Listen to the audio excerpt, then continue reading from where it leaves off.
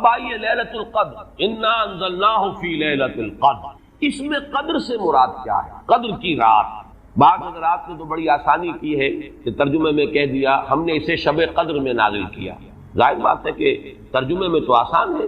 لیل کی جگہ شب کا لفظ لے آئیے اور اس کے ساتھ قدر کے لفظ کو جو کا تو رکھ دیجئے۔ یہی وجہ ہے کہ اردو میں ترجمہ کرنا، اردو میں درس دینا قرآن کا بہت آسان ہے، لیکن کوئی ایسی اجنبی زبان ہو کہ جس کے الفاظ سرے سے مناسبت نہ رکھتے ہو عربی زبان کے الفاظ کے ساتھ، وہاں بہت مشکل ہو جاتا ہے۔ اب اگر آپ انگریزی میں ٹرانسلیٹ کریں گے اس کو تو آپ کو کوئی مفہوم معین کرنا پڑے گا، کوئی ایک لفظ سلیکٹ کرنا پڑے گا، آپ قدر کے لفظ کو تو وہاں پر ریٹین نہیں کر سکتے، تو بہت مشکل ہو جائے گا ان زبانوں میں، چونکہ ہماری زبان جو ہے اس میں تو اکثر و بیشتر اصطلاحات جو ہیں وہ تو قرآن مجید کی جوں کی تو منتقل ہو گئی۔ تقویٰ کا لفظ ہے تو جوں کا تو ہے، ایمان کا لفظ ہے تو جوں کا تو ہے۔ اس اعتبار سے اردو میں ترجمہ یا اردو میں درس قرآن دینا بہت آسان ہے، لیکن کسی اور زبان میں جس کا کوئی بھی ربط نہ ہو اردو کے ساتھ، عربی کے ساتھ، فارسی کے ساتھ، بہت مشکل ہے۔ اس قدر سے مراد کیا ہے؟ اس کے ضمن میں تین آراء ہے کہ جو ملتی ہیں، دو بہت مشہور ہیں، تیسری ذرا ایک شاذ رائے ہے، لیکن یہ کہ بہرحال وہ بھی میں چاہتا ہوں کہ آپ کے علم میں آ جائے۔ قدر سے مراد ایک تو یہ ہے کہ یہ تقدیر الامور، یہ رات وہ ہے کہ جس میں ایک سال کے لیے مقادیر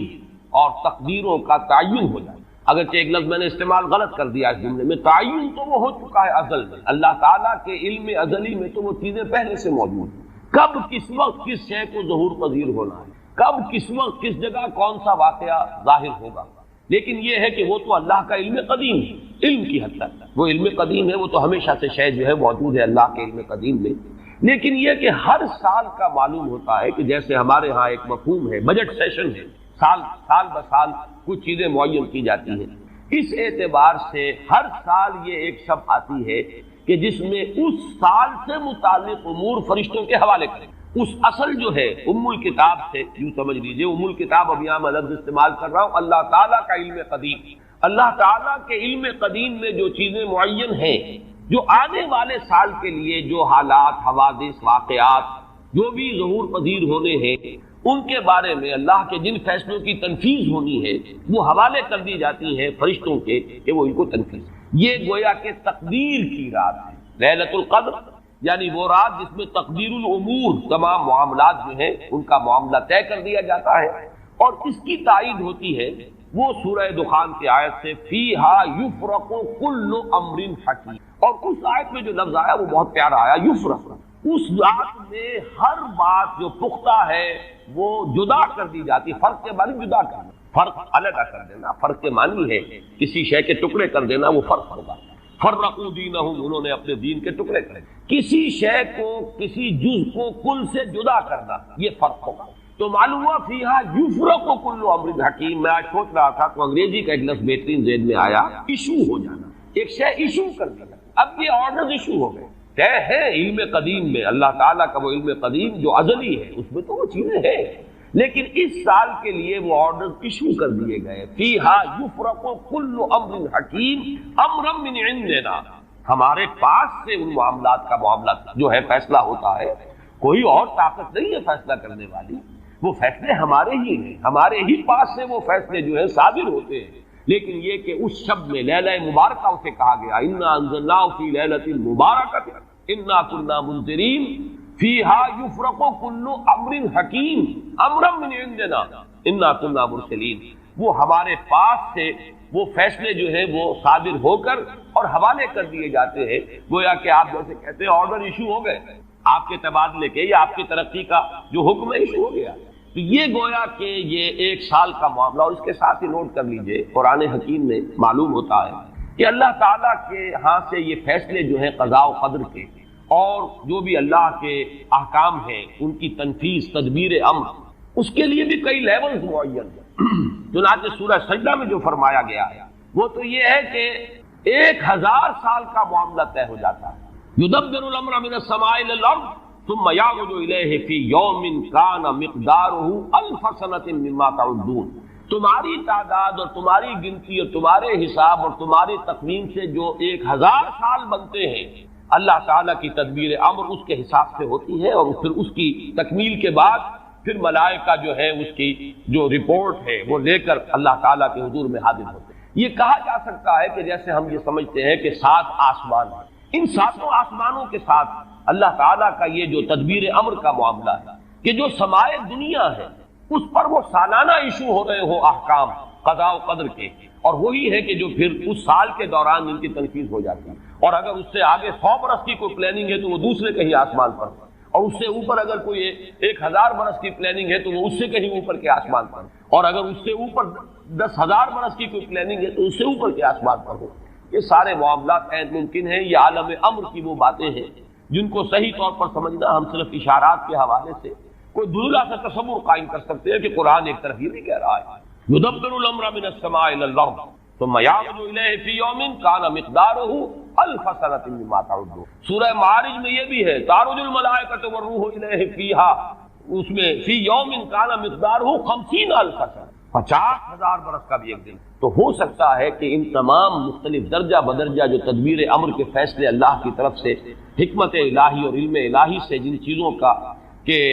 ایشو ہو رہا ہو، جس کے کہ احکام صادر ہو رہے ہو، وہ بھی درجہ بدرجہ ہو، اور یہ جو ہے سمائے دنیا پر یہ ایک سالانہ جو ہے نظم اس کا قائم ہو، اور اس کے حوالے سے فرشتوں کو جو اس دنیا کے فرشتے ہیں جو یہاں پر تنفیذ امر کی جو خدمت ہے اس پر معمور ہیں ان کے حوالے کر دیے جاتے ہیں۔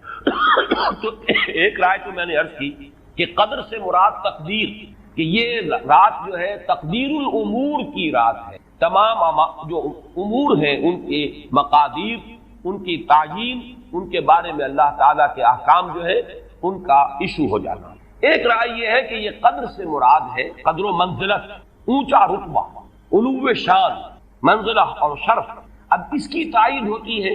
معلوم ایسا ہوتا ہے کہ یہ دونوں باتیں تو بیک وقت جو ہے مراد ہے، اسی لیے میں نے کہا یہ دونوں اقوال بہت مشہور بھی ہیں، اور میرے نزدیک یہ دونوں ہی اس میں یہ ذو معنیین لفظ کے طور پر یہاں استعمال ہوا، یہ دونوں ہی مراد ہیں۔ یہ رات خود اپنی جگہ پر بھی بجائے خود، جسے ہم کہتے ہیں بجائے خود بھی بہت قدر و منزلت کی رات ہے،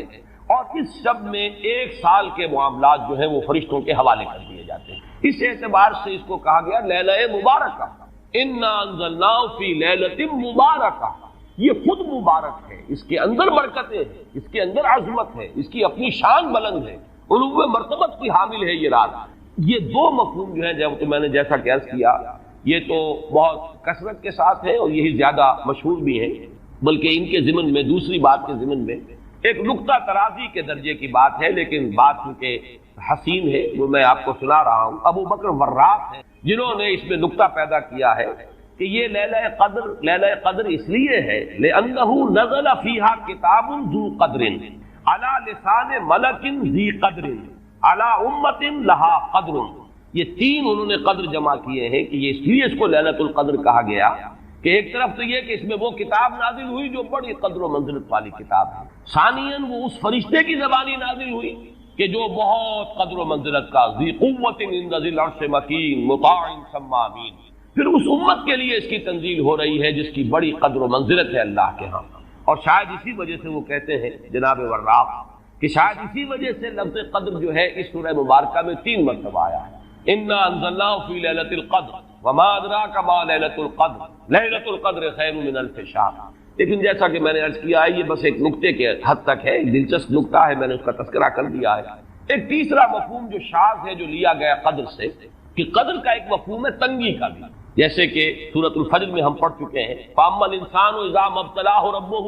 فاکرمه ونعمه فیقول ربی اکرمن واما اذا ما ابتلاه فقدر علیہ رزقه فیقول ربی اہانن۔ انسان کا معاملہ عجیب ہے کہ جب اس کا رب اس کا امتحان لیتا ہے، اسے آزماتا ہے، نعمتیں دے کر عزت دے کر، تو کہتا میرے رب نے مجھے عزت دے دی، اور جب اس کا رب اس کو آزماتا ہے اس پر رزق کو تنگ کر کے تو وہ کہتا میرے رب نے مجھے ذلیل کر دیا۔ تو یہاں پر جو تنگی کا مفہوم ہے قدر میں، تو ایک مفہوم یہ لیا گیا ہے کہ یہ لیلۃ القدر لیلۃ الضیق ہے، اور یہ اس لیے کہ اس زمین پر اتنی کثرت سے اتنی کثیر تعداد میں فرشتے نازل ہوتے ہیں کہ تنگی پیدا ہو جاتی ہے۔ اب ظاہر بات ہے کہ یہ اس عالم ارواح کے ساتھ مناسبت رکھنے والے لوگ جن کی اپنی روحیں جو ہیں وہ اس درجے لطیف ہوں کہ کچھ مناسبت ان کو پیدا ہو گئی ہو، صرف ان کا ایک ادراک ہو سکتا ہے، باقی یہ کہ جہاں تک لفظ کا تعلق ہے اس میں اس کی گنجائش موجود ہے۔ تو لیلۃ القدر کے 3 مفہوم ہوئے، جن میں سے 2 جو ہے پہلے وہ تو باہم جمع بھی ہو سکتے ہیں ذو معنیین لفظ کی حیثیت سے، اس کا استعمال ہو سکتا ہے، اس میں تمام مقادیر اور تمام تقدیروں کا گویا کہ اللہ تعالیٰ کی طرف سے صدور ہو جاتا ہے، ایشو ہو جاتے ہیں تمام احکام آئندہ سال کے۔ دوسرے یہ کہ یہ خود اپنی جگہ پر بڑی مبارک اور بڑی قدر و منزلت والی رات ہے۔ تیسری بات وہ ہے جو میں نے عرض کیا، ایک شاذ کی رائے ہے کہ اس میں فرشتوں کا نزول اس کثرت سے ہوتا ہے کہ زمین کے اندر اس کی وجہ سے جگہ کی تنگی ہو جاتی ہے، واللہ اعلم۔ اب اس کے بعد فرمایا وما ادراک ما لیلۃ القدر، یہ ما ادراک اور ما یدریک، اس کے بارے میں بعض حضرات کی ایک رائے ہے جو شاید اس سے پہلے اتنی وضاحت سے میں نے کبھی بیان نہ کی ہو، آج اس کو نوٹ کر لیجئے۔ عموماً تو مفسرین دونوں کا مفہوم ایک ہی لیتے ہیں، یعنی آپ کو کیا معلوم، آپ کو کس نے بتایا، گویا کہ نفی ہے کہ آپ کا اندازہ نہیں ہو سکتا کہ وہ کیا شے ہے، وہ لیلۃ القدر کی عظمت کیا ہے۔ لیکن بعض حضرات نے یہ فرق کیا ہے کہ جب یہ فعل ماضی میں آتا ہے وما ادراک، اس میں مراد یہ کہ آپ کو خوب معلوم ہے، کیا ہی معلوم ہے آپ کو کہ اس کی قدر و قیمت کیا ہے، یعنی اس میں گویا کہ نبی اکرم صلی اللہ علیہ وسلم کے لیے نفی نہیں بلکہ اس بات، القارعہ وما ادراک ما القارعہ، القارعہ ما القارعہ وما ادراک ما القارعہ، گویا کہ اس بات ہوتا ہے کہ آپ کو خوب معلوم ہے کہ قارعہ کیا ہے۔ اسی لیکن یہ کہ جہاں ما یدریک آتا ہے وما یدریک لعلہ یزکا او یذکر فتنفع الذکریٰ، جہاں فعل مضارع آئے گا وہاں در حقیقت وہ مفہوم ہوگا کہ یہ بات حضور صلی اللہ علیہ وسلم کے علم میں نہیں، آپ کو کیا معلوم، ہو سکتا ہے کہ وہ نصیحت اخذ کرتا، اس کو تزکیہ حاصل کر لیتا، تو اس کے اندر تو نفی ہو سکتی ہے کہ اس وقت آپ کے علم میں وہ بات نہیں ہے۔ لیکن یہ بھی ایک تو یہ کہ ایک علمی نکتہ ہے اور اس میں ذرا باریک قسم کی نحوی بحث ہے، میں خود اپنا مقام یہ نہیں سمجھتا کہ اس قسم کی باریک نحوی بحثوں میں کوئی حتمی رائے قائم کروں۔ دوسرے یہ کہ اس سے ہماری حد تک کوئی فرق واقع نہیں ہوتا، فرق اگر واقع ہوتا ہے تو محمد الرسول اللہ صلی اللہ علیہ وسلم کے بارے میں واقع ہوتا ہے کہ اگر وما ادراک آیا ہے تو گویا کہ اس بات ہے کہ حضور کے علم میں وہ بات ہے، اور وما یدریک ہے تو گویا کہ اس میں نفی ہے کہ وہ بات حضور کے علم میں نہیں ہے۔ لیکن ہمارے لیے تو دونوں حالتوں میں نفی ہی نفی ہے، ہمیں کیا معلوم قارعہ کی اصل حقیقت ہمیں کیا اندازہ ہو سکتا ہے، لیلۃ القدر کی اصل عظمت کا ہمیں کیا اندازہ ہو سکتا ہے، قرآن کی عظمت و فضیلت کا ہمیں کیا اندازہ ہو سکتا ہے۔ ہمارے اعتبار سے وہ بحث جو ہے وہ محض ایک اکیڈمک اور ایک علمی بحث بن کر رہ جاتی ہے، اس کا کوئی فرق واقع نہیں ہوتا۔ اب اس کے بعد سوال پیدا ہوتا ہے کہ یہ رات جو ہے مخفی کیوں رکھی گئی، تعین کے ساتھ کچھ معلوم نہیں، یہ رات کون سی رات ہے، اس کا جواب تو میں بعد میں دوں گا کہ اس میں جو آراء ہیں مختلف، لیکن یہ کہ اس کو کیوں مخفی رکھا گیا، اس پر کچھ پیاری باتیں ہیں جو مفسرین نے کہی ہیں۔ پہلی بات تو یہ کہ جتنی عظیم چیزیں ہیں ان سب کو مخفی رکھا گیا۔ قیامت کب آئے گی؟ مخفی آئے گی، یہ یقینی ہے۔ کب آئے گی؟ یہ تو ان امور میں سے ہے کہ جس کا علم نبی اکرم صلی اللہ علیہ وسلم کو بھی نہیں دیا گیا، جبرائیل کو بھی نہیں دیا، چنانچہ حدیث جبرائیل میں واضح طور پر الفاظ موجود ہیں وَمَا الْمَسْئُولُ عَنْهَا بِأَعْلَمَ مِنَ السَّائِلِ، کچھ معلوم نہیں، نہ سائل کو معلوم نہ مسئول کو معلوم قیامت کب آئے گی۔ اب یہ عظیم حقیقت مخفی رکھا گیا اور اس کا خاص طور پر ذکر کیا گیا سورہ طٰہٰ میں، اکاد اخفیھا لتجزی کل نفس بما تسعی۔ اگر تعین کر دیا جاتا تو جو قریب کے زمانے کے لوگ ہوتے وہ تو خوب پھر محنت کرتے آخرت کے لیے، اور ذرا فاصلے والے ہوتے وہ ذرا تساہل کرتے اس کے بارے میں۔ اس کو رکھا گیا ہے، تلوار لٹکی ہوئی ہے، کسی بھی وقت گر سکتی ہے، یہ جیسے گلوٹین کبھی اگر آپ نے دیکھا ہو جس طریقے سے کہ اس کا چھرا گرتا ہے، کسی بھی وقت گر سکتی ہے، لہذا ہر وقت چوکس رہو، چوکس میں رہو، جیسے کہ صحابہ کرام کی شان معلوم ہوتی ہے بعض روایات سے کہ ذرا تیز ہوا چلتی تھی تو وہ سمجھتے تھے کہ قیامت آ گئی۔ اس درجے استعزاز تھا اعصاب کے اوپر، اس کا اتنا اثر تھا کہ ذرا تیز دھکڑ چلا اور انہوں نے سمجھا قیامت۔ تو اس طریقے سے قیامت کو مخفی رکھا گیا۔ اکاد اخفیھا لتجزی کل نفس بما تسعی، نہ آج سے 100 برس پہلے والوں کو معلوم تھا کہ قیامت کب آئے گی، نہ آج والوں کو معلوم ہے، نہ اگر ابھی دنیا کی عمر ہے ابھی 100 برس اور تو قیامت سے ایک دن پہلے بھی شاید یقینی طور پر معلوم نہ ہو سکے کہ کل قیامت آ رہی ہے، تاکہ ہر وقت جو ہے امتحان اتنا ہی شدید رہے، اتنا ہی کڑا امتحان رہے ہر ایک کے لیے، لتجزی کل نفس بما تجزی بما تسعی، تاکہ ہر ذی نفس کو بدلہ ملے اس کی سعی کے مطابق۔ اسی طریقے سے موت کا وقت معلوم نہیں، وما تدری نفس بأی ارض تموت، کہاں موت آئے گی، کہاں موت آئے گی، کب موت آئے گی، کچھ معلوم نہیں۔ اسی طرح نوٹ کیجئے صلاۃ وسطیٰ، حافظوا علی الصلوات والصلاۃ الوسطیٰ، معین نہیں، اس کے لیے آراء اگرچہ ہے، اکثر آراء جمع ہو گئی ہے صلاۃ العصر کے بارے میں، لیکن تعین سے حتمی طور پر نہیں کہہ سکتے۔ یہ رائے بھی ہے کہ کوئی بھی معین نہیں، تمام نمازیں جو ہیں وہ صلاۃ وسطیٰ کے حکم میں ہیں۔ بہترین نماز کوشش کرو کہ پوری محافظت کرو، صرف نماز کی نہیں، بہترین نماز، ہر نماز تمہاری بہترین نماز ہونی، ہر روز روز عید ہو، ہر شب برات۔ اگر اللہ تعالیٰ کے ساتھ کوئی قلبی ربط ہے تو ہر دن جو گزر رہا ہے وہ روز عید ہے، اور ہر شب جو گزر رہی ہے وہ شب برات ہے۔ لیکن اگر وہ کہ انسان کو غفلت اس کے قلب پر طاری ہے تو وہ عید کا دن بھی اس کے لیے ایک عام دن ہے، اور شب برات بھی اس کے لیے ویسی ہی ایک رات ہے جیسی کہ ہر روز آتی ہے اور چلی جاتی ہے۔ اس اعتبار سے اس کو بھی خاص جو ہے معین نہیں کیا گیا صلاۃ وسطیٰ کون سی۔ اسی طرح بعض روایات میں جو آتا ہے اس میں اعظم، اللہ کا ایک نام ایسا ہے کہ اس کے واسطے سے اللہ سے جو بات مانگی جائے وہ رد نہیں ہے، لیکن وہ کون سا نہیں بتایا گیا۔ اقوال ہیں، اندازے ہیں، حی و قیوم پر زیادہ، الحی القیوم پر زیادہ لوگوں کا جو ہے وہ اجماع ہوا ہے، لیکن یہ کہ یقین سے نہیں کہہ سکتے۔ تو اسی میں اس کو بھی نوٹ کر لیجئے کہ اس کو مخفی رکھا گیا ہے لیلۃ القدر کو۔ لوگ زیادہ سے زیادہ محنت کریں، زیادہ سے زیادہ مشقت کریں، اس کے لیے جو بھی اس کی قدر و منزلت سے کسی درجے میں آگاہ ہے، وہ اگر معین ہی ہو جاتا کہ ایک شب یہ ہے تو پھر تو سب کے سب اس رات میں محنت کر لیتے، باقی راتیں جو ہیں وہ پھر سونی اور ویران گزرتی۔ لیکن یہ کہ مطلوب یہ ہے کہ زیادہ سے زیادہ راتیں آباد ہوں، زیادہ سے زیادہ راتوں میں ذکر ہو، عبادت ہو، دعا ہو، اس لیے اس کو مخفی رکھا گیا۔ یہ حکمت ہے۔ اس میں بھی ایک عجیب نکتہ ہے جو امام راضی رحمۃ اللہ علیہ نے بیان کیا ہے، اور حوالہ اگرچہ نہیں دیا اس حدیث کا، لیکن ایک روایت کے حوالے سے بات بیان کی ہے کہ اس کے ظاہر نہ کرنے میں بھی اللہ کی ایک شفقت اور رحمت ہے بندوں کے حق میں، اس لیے کہ اس کی قدر جتنی زیادہ ہے اتنی ہی اس کی ناقدری پر سزا ہوگی۔ اگر معلوم ہو کہ یہ شب ہے اور اس کی ناقدری کو انسان کرے تو گویا کہ پھر وہ اتنا ہی زیادہ مورد عقاب اور مورد سزا بن جائے گا۔ اس کے لیے ایک بڑا پیارا واقعہ نقل کیا امام راضی نے کہ حضور صلی اللہ علیہ وسلم حضرت علی رضی اللہ تعالی عنہ ایک روز مسجد میں داخل ہوئے، ساتھی آئے ہیں، دیکھا کہ ایک شخص سو رہا ہے، نماز کا وقت ہو چکا تھا۔ حضور نے حضرت علی سے فرمایا کہ اسے جگا دو، اسے ہوش میں لے آؤ تاکہ یہ وضو کرے، نماز کے لیے تیاری کرے۔ حضرت علی نے امتثال امر کیا، جا کر جگا دیا۔ لیکن پھر ایک سوال کیا حضرت نے کہ حضور آپ کو خود نیکی کے کاموں میں بہت سبقت فرمانے والے ہیں، سباق بالخیر یہ لفظ ہے، سبقت کرنے والے بہت کثرت کے ساتھ، تو آپ نے یہ جو ہے یہ کام خود کیوں نہیں فرمایا اور مجھے کیوں اس کے لیے آپ نے حکم دیا؟ آپ خود بھی اسے جگا سکتے تھے۔ آپ نے فرمایا کہ تم اس کی حکمت کو سمجھ لو، میرے جگانے پر اگر وہ نہ جاگتا اور انکار کر دیتا تو کفر ہو جاتا اس کے حق میں، اور تمہارے جگانے پر اگر کوئی تساہل سے بھی وہ کام لیتا تو وہ کفر نہ ہو۔ تو یہ ایک فرق ہے کہ اللہ تعالیٰ کی طرف سے ایک شفقت ہے کہ حضور صلی اللہ علیہ وسلم جگاتے اور کسی درجے میں وہ انکار کر دیتا۔ کبھی ایسا بھی ہوتا آدمی نیند میں ہے اور وہ کہتا جاؤ جاؤ مجھے آرام کرنے دو، تو اگر میرے ساتھ یہ معاملہ ہوتا تو وہ کفر کے درجے کو پہنچ جاتی بات، لیکن اگر تمہارے ساتھ یہ معاملہ ہو بھی جاتا تو اس درجے شدید نہ ہوتا۔ تو گویا کہ حضور نے اس شخص پر شفقت کے اعتبار سے یہ شکل اختیار کی کہ خود نہیں جگایا، بلکہ یہ کہ حضرت علی رضی اللہ تعالیٰ عنہ کو حکم دیا کہ اسے جگا دیا۔ تو یہ نقطہ کہ لیلۃ القدر کے اخفاء میں یہ بات بھی ہے کہ اگر اس کو عیاں کر دیا جاتا، معین کر دیا جاتا، تو پھر جو لوگ اس سے غافل رہتے پھر وہ بہت سخت ناقدری کا ارتکاب کرتے اور بڑی سزا کے مستحق ہوتے۔ اب آپ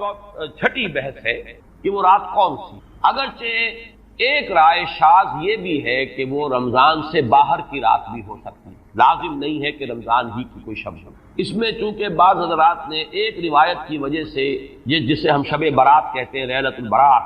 یہ شعبان کی 15ویں شب، درمیانی شب، اور اس کے بارے میں ایک روایت موجود ہے حضرت عائشہ صدیقہ رضی اللہ تعالی عنہا کی کہ رات کے وقت ان کی آنکھ کھلی اور وہ باری آپ ہی کے پاس شب باسی کی تھی، حضور کی، تو حضور موجود نہیں تھے، تو تشویش ہوئی کہاں گئے۔ تو جب تلاش کی گئی تو معلوم ہوا کہ حضور جنت البقیع قبرستان میں پہنچے ہوئے ہیں اور وہاں آپ ان کے لیے جو بھی وہاں دفن ہے ان کے لیے استغفار فرما رہے ہیں۔ جب پوچھا گیا معاملہ کیا تو آپ نے فرمایا یہ بڑی عظیم رات ہے اور اس رات میں فوت ہونے والوں کا فیصلہ ہو جاتا ہے، پیدا ہونے والوں کا فیصلہ ہو جاتا ہے۔ تو اب وہ بھی ایک لیلہ مبارکہ، اسی وجہ سے بعض لوگوں نے وہ جو سورہ دخان کی ابتدائی آیات ہے انا انزلناہ فی لیلۃ مبارکۃ، اس کو محمول کیا ہے اسی رات پر کہ جو جس کو ہم شب برات کہتے ہیں اپنی عام اصطلاح میں، لیلۃ البرات اسے عربی میں کہا جاتا ہے۔ برات کے معنی کسی کا چھٹکارا پا لینا۔ یہ شب برات جو ہے وہ برات شادی والی برات نہیں ہے، بلکہ یہ برات کا لفظ ہے عربی زبان کا، جو ہمارے ہاں وہ غلط العام میں برات شب برات بن گیا ہے۔ برات برات من اللہ ورسولہ، جو سورہ برات کا پہلا لفظ ہے کہ چھٹکارا پانا، کہ وہ رات بھی ایسی ہے کہ اس میں انسان استغفار کرے اور اللہ تعالیٰ سے اپنے گناہوں کی معافی مانگے، تو اپنے آپ کو جہنم سے چھٹکارا دلا سکتا ہے، وہ شب برات۔ اس اعتبار سے کچھ لوگوں نے گمان کیا کہ شاید لیلۃ القدر اور لیلہ مبارکہ اس حدیث کی روح سے وہی شب ہے، وہ ظاہر بات ہے کہ خارج از رمضان مبارک ہے، اور یہ کہ اس کے علاوہ بھی بعض آراء ہیں، لیکن یہ آراء جو ہے شاذ کے درجے۔ میں یہ کہہ سکتا ہوں کہ تقریباً اجماع ہے اس پر کہ یہ رات رمضان مبارک ہی کی ایک رات ہے۔ اس کی دلیل ایک تو یہ کہ القرآن یفسر بعضہ بعضا کے اصول کے مطابق قرآن مجید کے اندر سورہ بقرہ میں یہ واضح کر دیا گیا شہر رمضان الذی انزل فیہ القرآن، رمضان مبارک کا مہینہ وہ ہے کہ جس میں قرآن نازل کیا گیا، اور یہاں فرمایا انا انزلناہ فی لیلۃ القدر، ہم نے اس کو اتارا ہے لیلۃ القدر میں۔ ان دونوں کو جوڑیے تو اس کا ایک لا محالہ جو ایک انیویٹیبل رزلٹ نکلتا ہے وہ یہی ہے کہ یہ لیلۃ القدر رمضان مبارک میں۔ دوسری اس کی تائید ہوتی ہے وہ مشہور حدیث جس کو الحمدللہ کہ ہم نے بہت عام کیا ہے، رمضان مبارک کی آمد سے قبل کوشش ہوتی ہے ہر سال جو ہے اس کی یاد دہانی کرا دی جائے۔ ایک طویل خطبہ جو حضور نے دیا تھا، خطبنا رسول اللہ صلی اللہ علیہ وسلم فی آخر یوم من شعبان، یہ حضرت سلمان فارسی رضی اللہ تعالیٰ عنہ سے مروی ہے کہ حضور نے شعبان کے آخری دن ہمیں خطبہ ارشاد فرمایا، یا ایھا الناس قد اظلکم شہر عظیم شہر مبارک شہر فیہ لیلۃ خیر من الف شہر، لوگوں آگاہ ہو جاؤ، تم پر ایک بہت مبارک مہینے نے، بڑی عظمت والے مہینے نے سایہ کر دیا ہے، سایہ فگن ہو گیا ہے تم پر ایک مہینہ جو بڑی عظمت والا ہے، شہر عظیم جو بڑی برکت والا ہے، شہر مبارک، اور تیسرا جملہ اس میں یہی ہے شہر فیہ لیلۃ خیر من الف شہر، وہ مہینہ کہ جس میں ایک رات وہ بھی ہے کہ جو 1000 مہینوں سے افضل۔ ان دونوں چیزوں کے حوالے سے تقریباً دلائل بھی موجود ہیں، اور ویسے یہ کہ جیسا کہ میں عرض کر چکا ہوں اجماع ہے کہ یہ رمضان مبارک ہی کی ایک شب ہے، لیکن رمضان مبارک کی کون سی شب ہے اس پر بعض مفسرین نے تو لکھا ہے کہ 40 قول ہیں۔ چنانچہ صاحب تفسیر مظہری قاضی ثناء اللہ پانی پتی نے، میں نے وہ تفصیل تو نہیں پڑھی کہ 40 قول نقل، لیکن امام راضی نے جو 9 قول نقل کیے ہیں وہ میں تیزی کے ساتھ آپ کو سنا دیتا ہوں۔ ابن رزین رحمہ اللہ کا قول یہ ہے کہ رمضان کی پہلی شب ہے۔ حضرت حسن بصری رحمۃ اللہ علیہ، یہ ہے تابعین میں سے، اس لیے میں رضی اللہ عنہ نہیں کہہ رہا، رحمۃ اللہ علیہ، حضرت حسن بصری رحمۃ اللہ علیہ کی رائے ہے کہ یہ 17ویں شب ہے، یعنی وہ شب کہ پھر جس کے اگلے دن جو ہے وہ غزوہ بدر ہوا ہے، یوم الفرقان۔ حضرت انس رضی اللہ تعالی عنہ مرفوعاً روایت کرتے ہیں کہ یہ 19ویں شب ہے۔ محمد بن اسحاق جو بہت بڑے سیرت نگار ہیں حضور کے، ان کا قول ہے کہ یہ 21ویں شب ہے۔ حضرت عبداللہ ابن عباس رضی اللہ تعالی عنہما سے قول جو ہے مروی ہے کہ یہ 23ویں شب ہے۔ حضرت عبداللہ ابن مسعود رضی اللہ تعالی عنہ سے مروی ہے کہ یہ 24ویں شب، اور اس کو میں ذرا اہمیت دیتا ہوں اس لیے کہ 24ویں شب جو ہے سورہ علق کی ابتدائی آیات کے نزول کے ضمن میں کچھ حساب کتاب کے جوڑنے سے 24ویں اور 25ویں شب کا بھی معاملہ جڑتا ہے، جو کہ میں نے آپ کو سورہ علق کے درس کے دوران بتایا تھا۔ اس کے بعد حضرت ابو ذر غفاری رضی اللہ تعالیٰ عنہ کا قول ہے کہ یہ 25ویں شب ہے۔ اس کے بعد حضرت ابی ابن کعب رضی اللہ تعالیٰ عنہ کا قول ہے، یہ وہ ہے جن کو کہ حضور نے خود فرمایا کہ اقرأہم ابی ابن کعب، قرآن مجید کے سب سے بڑے قاری حضرت ابی ابن کعب ہیں رضی اللہ تعالیٰ عنہ، اور ان کے بھی سینے پر آپ نے تھپکی دی تھی کہ ایک سوال کیا آپ نے کہ سب سے عظیم سورت کون سی ہے، اور جب انہوں نے صحیح جواب دے دیا سورہ فاتحہ، تو پھر یہ کہ اس پر حضور نے تھپکی دی کہ تمہیں اللہ تعالیٰ نے بہت صحیح مناسبت عطا کی ہے علم کے۔ ان کی اور صحابہ میں سے بہت سے لوگوں کی رائے، یہاں تک کہ یہ کہا جا سکتا ہے کہ بقیہ اقوال جو ہیں وہ شاذ کے درجے میں ہے، اور یہ گویا کہ اگر اجماع نہ کہا جائے تو بہت حد تک اتفاق کے درجے میں ہے کہ یہ 27ویں شب ہے۔ اور اس 27ویں شب کے ضمن میں حضرت عبداللہ ابن عباس سے ایک روایت میں پہلے آپ کو بتا چکا ہوں کہ 23ویں شب ہے، لیکن 27ویں شب کے ضمن میں جو مختلف روایات حضرت عبداللہ ابن عباس رضی اللہ تعالی عنہما سے مروی ہیں، ان میں بھی کچھ لطیف نکات ہیں، وہ میں بعد میں بیان کروں گا۔ اس کے بعد ایک شاذ قول اور بھی ہے کہ یہ 29ویں شب ہے۔ تو یہ گویا کہ 9 ہے اقوال، جن میں سے بعض جلیل القدر صحابہ کے ہیں، عبداللہ ابن مسعود، ابو ذر غفاری، ابن عباس، ابی ابن کعب، لیکن یہ ہے کہ سب سے زیادہ جو اتفاق اگر اجماع نہ کہا جائے تو 27ویں شب پر۔ اس 27ویں شب کے بارے میں حضرت عبداللہ ابن عباس نے 3 نکتے بیان کیے۔ ایک نکتہ تو یہ ہے کہ یہ پوری سورہ مبارکہ جو ہے سورۃ القدر، اس میں 30 الفاظ ہیں، اور ان 30 الفاظ میں سے 27واں لفظ ہے ہیا، ہی حتی مطلع الفجر، یہ 27واں ہے۔ اس کے اعتبار سے گویا کہ انہوں نے ایک ربط قائم کیا ہے کہ یہ 27ویں شب۔ ایک بات انہوں نے یہ کہی ہے کہ اللہ تعالیٰ کو وطر محبوب ہے، اللہ وطر و یحب الوطر، اللہ خود بھی اکیلا ہے اور وطر کو پسند کرتا ہے۔ پھر یہ کہ وطر جو ہے اب رمضان مبارک کے اندر اگر وہ وطر شمار کیے جائیں گے تو وہ تو 14-15 وطر بن جائیں گے، لیکن اس میں چونکہ آخری عشرے کے بارے میں بہت سی روایات جو ہیں ان کا تقریباً اجماع ہو جاتا ہے کہ آخری عشرے میں تو آخری عشرے میں بھی 5 وطر آئیں گے، 21ویں، 23ویں، 25ویں، 27ویں، 29ویں۔ لیکن حضرت عبداللہ ابن عباس کہتے ہیں کہ 7 کا ہندسہ اللہ تعالیٰ کو بہت پسند ہے، اور بہت سی چیزیں جو ہیں عالم تکوینی میں بھی اور عالم تشریعی میں بھی بہت سی چیزیں وہ ہیں کہ جو 7 کے ہندسے کے ساتھ وابستہ ہیں۔ 7 آسمان ہیں، 7 زمینیں ہیں، ہفتے کے 7 دن ہیں، طواف کے 7 شوط ہیں، سعی بین صفا والمروہ وہ بھی 7 مرتبہ ہے، ادھر سے ادھر، ادھر سے ادھر 7۔ اسی طریقے سے سجدے کے اعضاء بھی 7 ہیں، تو اس سے انہوں نے پہلے وطر اور وطر کے بعد 7 کا حصہ رمضان کے آخری عشرے کی وطر راتیں اور ان میں 7ویں رات یعنی 27ویں شب وہ اپنے اس حساب کتاب سے بھی، اور جب انہوں نے یہ بات بیان کی تو حضرت عمر رضی اللہ تعالی عنہ نے ان کی تحسین کی۔ آخری بات اور بھی کہی گئی ہے کہ لیلۃ القدر جو ہے اس کے اندر حروف کو اگر شمار کیا جائے تو 9 بنتے ہیں، اور یہ لیلۃ القدر اس سورہ مبارکہ میں 3 مرتبہ آیا ہے۔ انا انزلناه في ليلة القدر وما ادراك ما ليلة القدر ليلة القدر خير من الف شهر۔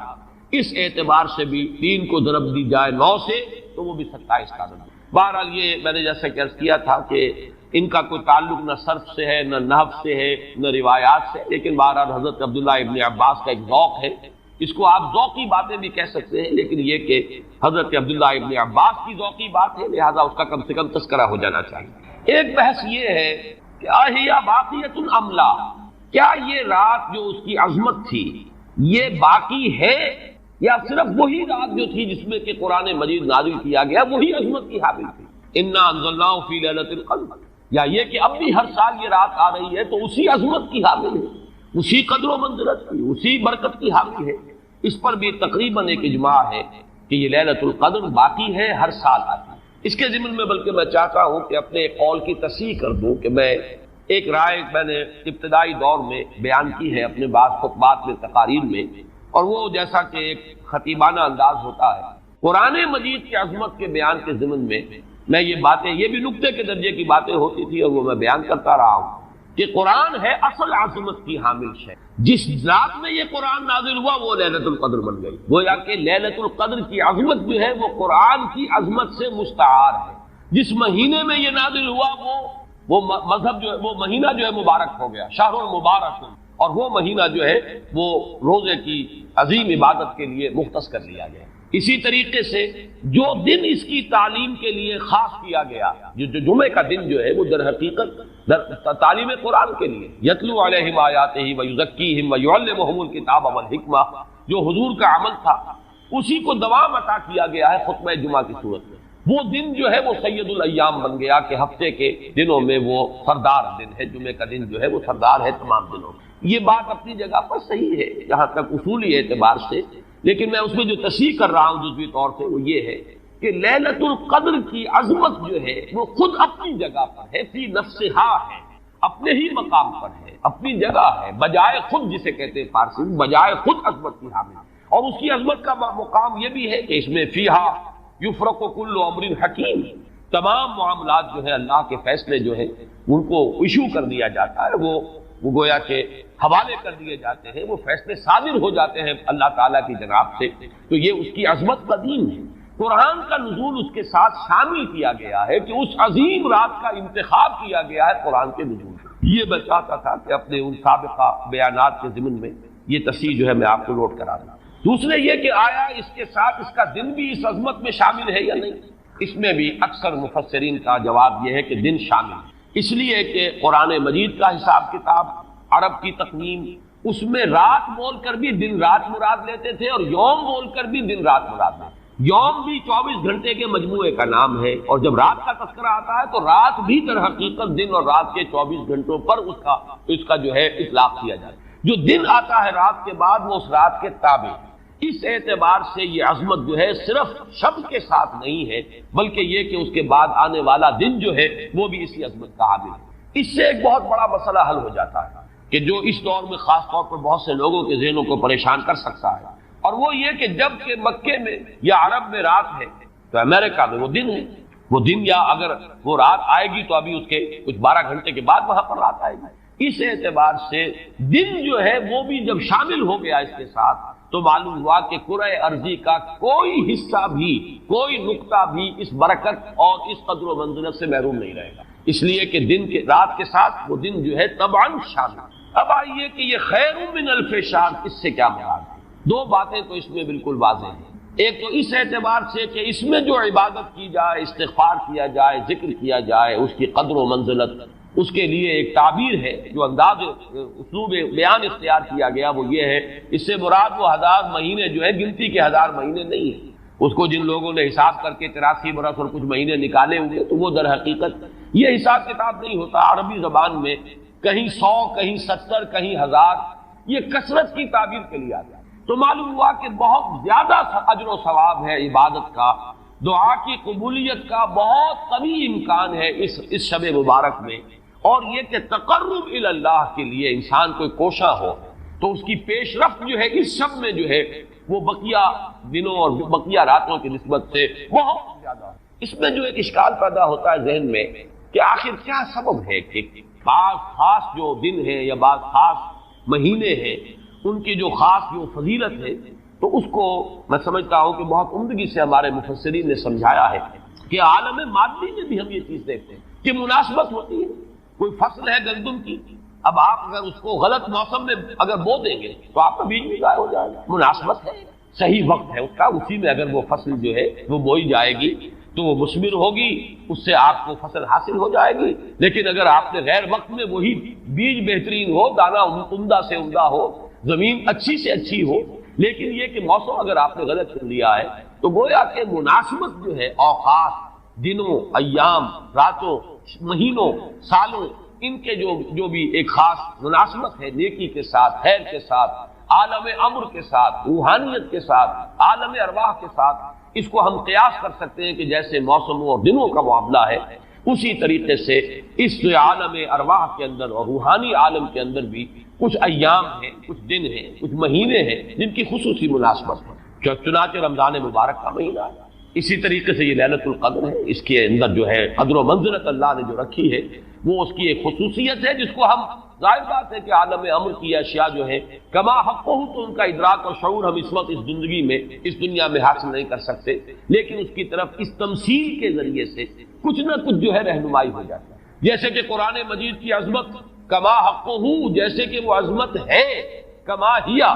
کسی انسان کے لیے ممکن نہیں کہ اس کا ادراک اور شعور کر سکے، لیکن مثال دی گئی لو انزلنا هذا القرآن على جبل لرأيته خاشعا متصدعا من خشية الله وتلك الامثال نضربها للناس لعلهم يتفكرون۔ یہ مثالیں ہم بیان کر دیتے ہیں لوگوں کے لیے کہ جو معاملات، جو امور، جو لطیف حقائق ان کے ادراک و شعور سے ماوراء ہیں، بلند تر ہیں، اس کا کوئی اجمالی اور کوئی مبہم خاکہ تو ان کے ذہن میں آ ہی جائے ایک تمثیل کی مدد سے۔ اس اعتبار سے اس مادی عالم میں بھی جو موسموں کے اثرات اور ان کی مناسبت یا عدم مناسبت کسی کام کے ساتھ ہے، اس کے حوالے سے ہم سمجھ سکتے ہیں کہ اللہ تعالیٰ نے خاص گھڑیے، خاص ساعات، جیسے فرمایا گیا کہ جمعے کے دن ایک خاص ساعت ایسی ہے، اب دیکھیے اس کو بھی شمار کر لیجئے، وہ بھی مخفی رکھی گئی ہے کہ وہ ساعت کون سی، ایک خاص ساعت ہے کہ اگر کوئی شخص دعا کرے گا اس گھڑی میں تو وہ رنگ نہیں ہوئی، لیکن اسے خفیہ رکھ دیا گیا۔ بعض حضرات کے خیال میں دونوں خطبوں کے درمیان جو وقت ہے جبکہ امام بیٹھتا ہے یہ وقفہ ہے وہ خاص ساعت، بعض حضرات کے نزدیک وہ نماز کے ادا ہونے سے لے کر عصر تک کا وقفہ ہے، لہذا بہت سے حضرات کو آپ نے دیکھا ہوگا کہ وہ جمعے کے روز نماز جمعہ ادا کرنے کے بعد سے عصر تک مسجد میں قیام کرتے ہیں، ذکر اور تلاوت اس میں مشغول رہتے ہیں۔ بعض حضرات کے نزدیک اس سے مراد ہے اذان ہونے سے نماز کے ادا ہو جانے تک، اذا نودی للصلاۃ من یوم الجمعۃ فاسعوا الی ذکر اللہ وذروا البیع اور فاذا قضیت الصلاۃ فانتشروا فی الارض، ان دونوں کے مابین جو وقت ہے وہ گویا کہ اس کا، لیکن اس کو بھی مخفی رکھ دیا گیا۔ وہ جو میں نے کچھ لسٹ گنوائی تھی کہ عظمت والی چیزوں کو اللہ نے چھپایا ہے، اسے مخفی رکھا ہے، اسی میں اس کو بھی شامل کر لیجئے کہ ایک گھڑی ہے جمعے کے دن، ایک وقت ہے، ایک ساعت ہے، اس میں جو دعا کی جائے قبول ہو جائے گا۔ اسی طریقے سے یہ لیلۃ القدر ہے، اسی طریقے سے اور مختلف تو لیلۃ القدر خیر من الف شہر تنزل الملائکۃ والروح فیہا باذن ربہم من کل امر، نازل ہوتے ہیں فرشتے اور الروح، اگرچہ الروح کے بارے میں اس کا مصداق کیا ہے بہت سے اقوال ہیں، لیکن یہاں پر اکثر و بیشتر مفسرین جو ہے متفق ہیں کہ یہاں مراد حضرت جبرائیل علیہ السلام، فرشتوں میں ان کے چونکہ ایک خاص مقام ہے، بہت اونچا ان کا مقام ہے، کہا جا سکتا ہے سید الملائکہ، تمام فرشتوں کے وہ سردار ہیں، یہی وجہ ہے کہ وہی ہے قرآن کے نازل کرنے والے، یہ عظیم اللہ کا پیغام جو ہے نوع انسان قیام آخری حامل وہ رحمت للعالمین، تو اس کے لانے والے بھی جو ہے وہ فرشتوں میں، جیسے کہ میں نے وہ آیات آپ کو اس سے پہلے بھی سنائی کہ انہ لقول رسول کریم ذی قوت عند ذی العرش مکین مطاع ثم امین۔ اب یہ ساری مدح جو ہو رہی ہے، تعریف ہو رہی ہے حضرت جبرائیل علیہ السلام کی، تو یہ گویا کہ عطف الخاص علی العام کی ایک مثال ہے۔ تمام ملائکہ، الملائکہ بہت سے ملائکہ، اور یہاں پہ اس سے اندازہ کیجئے کہ معلوم ہوتا ہے بہت کثیر تعداد میں ملائکہ ہیں جن کا نزول ہوتا ہے۔ وہ جو میں نے قدر کا ایک مفہوم بیان کیا گیا تھا کہ اتنے ملائکہ آتے ہیں کہ زمین پر جگہ نہیں رہتی، اور لیلۃ القدر سے مراد لیلۃ الضیق ہے کہ ملائکہ کے لیے، اس کا چونکہ ابھی حال ہی میں مجھے تجربہ ہوا ہے کہ جب ہم نے طواف وداع کیا ہے تو وہ ہم نے دیکھا ہے ضیق کی وہ کیفیت جو ہے، وہ تنگی کہ وہاں پر جگہ جو ہے آدمی کا سانس لینا مشکل ہو جاتا ہے، اس درجے تنگ ہے۔ تو اب یہ تو ایک عالم مادی کی کا ضیق تھا جو ہم دیکھا ہے، جس کا ہمیں تجربہ ہو گیا۔ عالم ارواح میں فرشتوں کا ضیق کہ اتنے فرشتے نازل ہو جائیں کہ ان کو تنگی محسوس ہو، ان کو اپنے لیے جگہ نہ مل رہی ہو زمین پر، تو یہ بھی ایک مفہوم ہے۔ تنزل الملائکۃ والروح، نازل ہوتے ہیں فرشتے اور جبرائیل، بالخصوص حضرت جبرائیل علیہ السلام، فیہا اس شب میں، بِإِذْنِ رَبِّهِمْ مِنْ كُلِّ أَمْرٍ سلام، وہ اپنے رب کے اذن سے۔ اس میں گویا کہ وہ جڑ کاٹی جا رہی ہے، جیسا کہ میں نے بارہا بیان کیا ہے کہ ایمان بالملائکہ ہی بگڑ کر مشرکانہ نظام کی شکل اختیار کر لیا۔ یہ دیویوں اور دیوتاؤں کا تصور جو دنیا میں ہے، گاڈز اینڈ گاڈیسز، اور یہ جو بھی عربوں کے ہاں تھا آلہہ کا تصور، یہ در حقیقت فرشتوں کا تصور ہے جو بگڑ گیا۔ ہم جانتے ہیں فرشتہ پہاڑوں کا ایک فرشتہ ہے، ملک الجبال، جو حضور کی خدمت میں حاضر ہوا تھا یوم طائف کو، اگر آپ مجھے حکم دیں میں ان پہاڑوں کو آپس میں ٹکرا دوں، اور جن لوگوں نے آپ کے ساتھ یہ زیادتی کی ہے وہ سرمے کی طرح پس کر رہ جائیں۔ ملک الجبال ایک فرشتہ ہے کہ جو پہاڑوں پر معمول ہے، اسی کو کہہ دیا گیا پہاڑوں کا دیوتا۔ فرق کیا ہے ملک الجبال اور پہاڑوں کا دیوتا میں؟ فرق کیا ہے؟ دیوتا کے ساتھ تصور یہ کہ اسے کچھ اختیار حاصل ہے، جبکہ فرشتوں کے بارے میں جو صراحت قرآن کرتا ہے ان کے پاس اختیار کوئی نہیں۔ یفعلون ما یؤمرون، وہ وہی کچھ کرتے ہیں جو جس کا انہیں حکم دیا جاتا ہے۔ لا یعصون اللہ ما امرهم ویفعلون ما یؤمرون، وہ اللہ کے کسی حکم کی نافرمانی نہیں کرتے، وہی کرتے ہیں جس کا ان کو حکم ہوتا ہے۔ اور وہ آیت جو میں نے پہلے بھی آج سنائی ہے، حضرت جبرائیل نے حضور کے اس شکوے یا گلے کی کے جواب میں جو بھی کہا، اپنی وضاحت پیش کی، ما نتنزل الا بامر ربک، اے نبی، اے محمد صلی اللہ علیہ وسلم، آپ کا شوق اپنی جگہ، لیکن ہم نازل نہیں ہو سکتے آپ کے رب کے اذن کے بغیر، آپ کے رب کے حکم کے بغیر، ہمارا اختیار نہیں۔ اور وہ مقام اس اعتبار سے عظیم ترین مقام ہے قرآن مجید کا، ضربۃ السنام، لہو ما بین ایدینا وما خلفنا وما بین ذالک، اللہ ہی کا اختیار ہے اس پر بھی جو ہمارے سامنے ہے، اللہ کے اختیار میں ہے وہ بھی جو ہمارے پیچھے ہے، اور اللہ کے اختیار میں وہ بھی جو ان دونوں کے مابین ہے۔ اب ان دونوں کے مابین کیا ہے؟ میرے آگے یہ سب کچھ ہے، میرے پیچھے یہ سب کچھ ہے، میرے آگے اور پیچھے کے مابین کون ہے؟ میں ہوں۔ گویا کہ ملائکہ بالکل یہ اللہ کے اختیار ہے، ان کا کوئی اختیار جو ہے اپنا نہیں ہے، اگرچہ بہت ملائکہ مقربین ہے، مقام بہت بلند ہے، نوری مخلوق ہے۔ چنانچہ مسلم شریف میں حضرت عائشہ صدیقہ رضی اللہ تعالیٰ عنہ سے روایت موجود ہے کہ اللہ نے فرشتوں کو نور سے پیدا کیا، نوری الخلق، نوری الاصل، پھر یہ کہ مقربین، اللہ کے بہت قریب قرب رکھنے والے،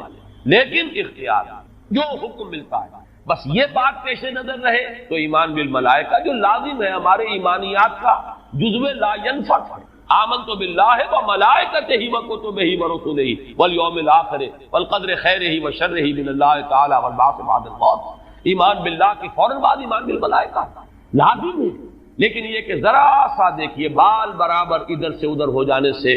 وہ جو ہے کہ رفتم کے خارج پاکشم محمل نہا شد الزدر، یک لحظہ غافل گشتم و 100 سال راہم دور شد، ایک لہجے کی غفلت جو ہے وہ 100 سال کی دوری ڈال دیتی ہے راستے کے اندر۔ ایک لہجے کی ذرا سی یہ لفظش جو ہے، اگر ان ملائکہ کے بارے میں یہ تصور قائم ہو جائے کہ یہ بھی صاحب اختیار ہے تو ٹھیک ہے، پھر کچھ دنڈوت ہونی چاہیے، پھر کچھ چڑھاوے چڑھانے چاہیے، پھر ان سے دعائیں کرنی چاہیے، ان سے استغاثہ ہونا چاہیے، ان کو پکارا جانا چاہیے۔ وہ سارا کا سارا شرک کا جو تومار ہے اب اس کے لیے پورا جواز پیدا ہو گیا اگر ذرا سی یہ غلطی۔ تو اسی لیے یہاں پر خاص طور پر تنزل الملائکۃ والروح فیہا بإذن ربہم، اپنے رب کے اذن سے نازل، از خود نازل نہیں۔ یہی بات ہے کہ جو وہاں فرمائی گئی ہے اس سورہ مبارکہ میں، فیہا یفرق کل امر حکیم امرا من عندنا، ہمارے پاس سے وہ امر جاتا ہے، کسی اور کا اختیار نہیں ہے، امرا من عندنا،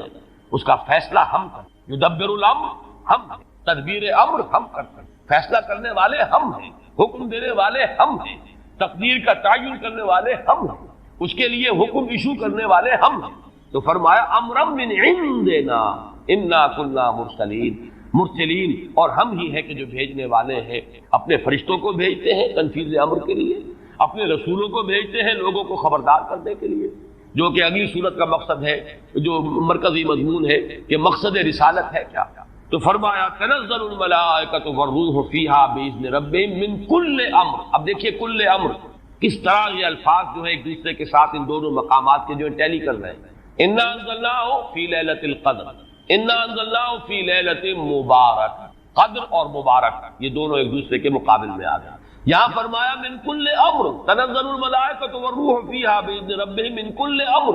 وہاں فرمایا فیہا یفرق کل امر حکیم امرا من عندنا انا کنا مرسلین۔ اس شب میں ایشو ہو جاتے ہیں تمام معاملات، تمام فیصلے، اور ہوتے ہیں ہمارے پاس۔ یہ غالباً جو ہمارے ہاں جو فیصلے عدالتی فیصلے ہوتے ہیں ان میں بھی خاص الفاظ آتے ہیں کہ یہ عدالت کا اپنا فیصلہ ہے، یا ہم اپنے فیصلے سے یہ بات جو ہے اس کا تعین کر رہے ہیں۔ تو امرا من عندنا، یہ ہمارا فیصلہ ہمارے پاس سے اس کی تعین ہوتی ہے۔ سلام ہی حتی مطلع الفجر، سلام میں ایک تو یہ بات کہ نحوی اعتبار سے کہ اس کا مبتدا محذوف ہے، وہ سلامتی ہی سلامتی ہے، اور سلام کے دو معنی کیے گئے ہیں۔